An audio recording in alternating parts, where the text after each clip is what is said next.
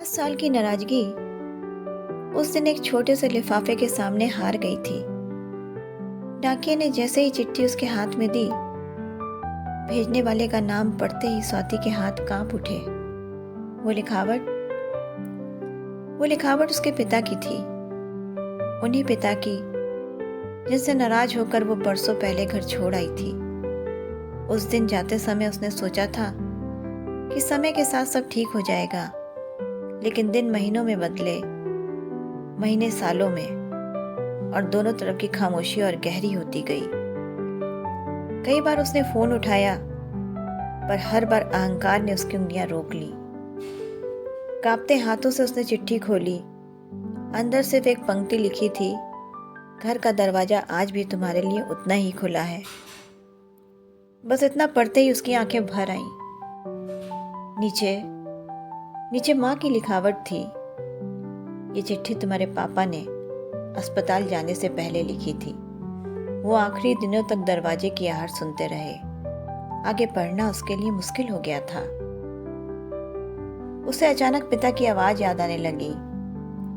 उनका बार बार समझाना, छोटी बातों पर डांटना, और हर बार यही कहना, गुस्से में लिया गया फैसला अक्सर देर में समझ आता है। उसी शाम वो पुराने घर पहुंची। दरवाजा खुला था, आंगन वैसे ही था, दीवारें भी वही थी। बस इस बार उसे आवाज देकर बुलाने वाला कोई नहीं था। चौखट पर खड़े खड़े उसे पहली बार समझ आया कि उस दिन उसने घर इसलिए छोड़ा था क्योंकि वो अपने सपनों के लिए शहर जाना चाहती थी, कुछ बनना चाहती थी। लेकिन पिता चाहते थे कि वो थोड़ा ठहर कर फैसला ले। तब उसे लगा था कि पिता उसका रास्ता रोक रहे हैं, इसलिए वो गुस्से में दूर चली गई। पर अब समझ आया, वो रोकना नहीं, उसे संभालना चाहते थे। शायद जिंदगी में हमें कुछ बातें उस समय समझ में नहीं आती, और जब आती हैं तब बहुत देर हो जाती है। फिर इंसान चाहे कितना भी रो ले, चिल्ला ले, बीता हुआ समय लौट कर कभी नहीं आता।